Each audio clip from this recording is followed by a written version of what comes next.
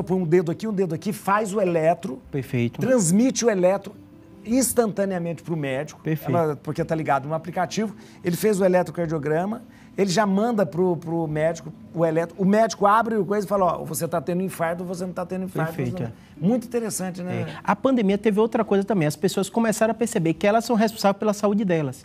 Então, aqueles oxímetros todo mundo comprou, isso que está passando aí na TV de batimento cardíaco. Esses relógios esse aqui, relógio que o senhor falou, né? Que eu tenho também, né? E eu Isso. oriento todo o paciente. Esses relógios tem até baratinho, não precisa ser tão caro, né? R$160. É, muito barato. Comprei no Xing Ling. É, isso. 160. Tem Mas muito.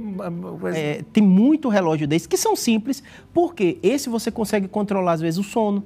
Então, o paciente vê o tempo que ele dormiu. Meus pacientes que às vezes falam assim, Júlio, eu não durmo nada. Será que não dorme nada? Coloca no relógio, vê. E assim, não importando o preço, você consegue. Isso que o senhor falou de eletrocardiograma, já tem, aprovado pela American Heart Association. Tem. Só que é daqueles relógios muito caros, né? Que para a média da população brasileira não dá, que você faz. Inclusive, se o paciente tiver uma arritmia, ele avisa. Ele avisa? Ele avisa. Já tive paciente que marcou comigo, cirurgia agendada, ele falou, Júlio, só que meu relógio, ele tinha desse caro, tá toda hora dando alarme. Aí, quando eu olho, tinha fibrilação atrial, mandei para o cardiologista, teve que fazer tratamento.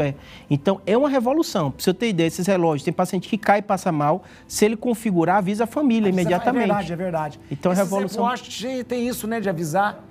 Mostra aí do Rodolfo. Rodolfo que é rico aí, tem ideia. Rodolfo tem. Olha lá. O seu é o quê? Esse é um eletro, Rodolfo? Ele roda o eletro. Isso é aprovado pela American Heart Association, pela Associação Ele faz Americana. Você está com o dedo ali? Ó, deixa eu ver o que está escrito.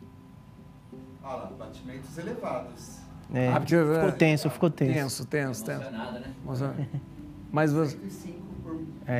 Porque normal entre 60 e 100, mas você correndo, fazendo uma atividade demais, também. Olha que demais. Muito interessante. E assim, o que eu... Deixa eu ver, o que foi? Deixa eu ver. O que eu costumo, enquanto o Rodolfo está colocando aqui, o que eu costumo falar para todo mundo é o seguinte, são revoluções que chegou para todo mundo. Então, você percebe que tem relógios baratos, como o senhor falou com o senhor de R$100, né? O Rodolfo, que é muito rico, tem um muito caro, né? Então, você percebe que tem várias variações e que ajuda bastante as pessoas. Interessante. Isso é oxigênio, olha. Oximetria. Nossa. Isso por causa da pandemia, né? Muito. Ele está pegando do pulso ali, ó. Vamos ver quanto vai dar. Medição mal sucedida. A medição que foi mal sucedida. Mas, doutor, mas deixa eu te falar, a tecnologia ajudou também, quando a gente fala, nossa, a vacina ficou pronta em 2 anos, 1 ano e tal.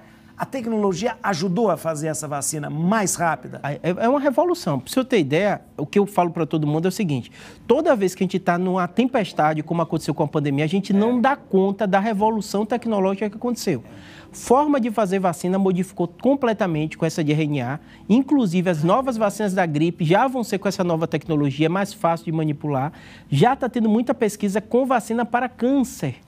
Porque o que acontece? A partir disso. A partir disso. Para o senhor ter ideia, você fala assim, Júlio, por que acontece câncer? O câncer é o quê? Uma célula que ela se duplica de forma equivocada, só que isso acontece com a gente naturalmente. Então, nosso sistema imunológico, se ele reconhecesse, ele mataria aquela célula. Então, o problema do câncer não é só a célula que ela fica mal sucedida, é o fato do seu sistema imunológico não reconhecer aquela célula mal sucedida e tirar ela de circulação. Então, você percebe que a revolução, óbvio que a gente não vai ver esse ano, 2023, né? Daqui a alguns anos a gente vai ver tudo isso que vai acontecer. Olha que interessante, uma coisa ruim, foi terrível, nós tivemos morte aqui no Brasil, 700 mil pessoas, mas de repente a gente está conseguindo tirar alguma coisa boa, né, de tudo isso que nós vivemos, de tudo Perfeito, que nós passamos, né? Deixa eu ver, a vacina contra câncer com tecnologia utilizada para a Covid-19. Perfeito.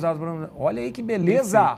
Tudo a partir, de repente, de uma tecnologia que foi desenvolvida por causa de um tempo ruim. E outra coisa que as pessoas não falam, assim, óbvio que morreu milhões de pessoas, eu estava vendo até que a mortalidade é maior da década, 2021, por causa da pandemia. Então, foi 8,5 a cada 1.000 habitantes.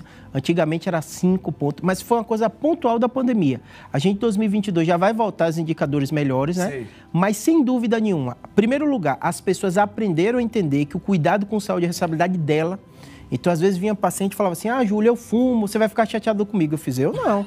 Eu cuido da minha saúde. Meu papel como médico é te informar o risco. Saiu um trabalho agora na Lancet que aumenta 56 tipos de doenças, o fato de você fumar. 56 tipos, mas é decisão de vocês. Aí eu brinco com todo paciente, falo, eu também sou gordinho. Não era para eu estar gordinho, porque aumenta também doença. Então, assim... É engraçado, o pessoal fala, você vai ficar chateado. Não vou ficar chateado, né? Eu brinco disso de gordinho porque é verdade, né? Então, não existe ninguém que vai ter a saúde perfeita. Você vai ter o seu fator genético, você vai ter seus costumes, um vai gostar mais de carboidrato como eu, outro vai fumar. Mas o que você tem que fazer é o seguinte, entender que tudo é responsabilidade sua. Ninguém vai ficar chateado, nem ninguém vai controlar isso da sua saúde. Mas se você se informa, você decide como você vai agir. Então, a revolução da informação, padre, para mim é uma das coisas mais revolucionárias que aconteceu. A gente vai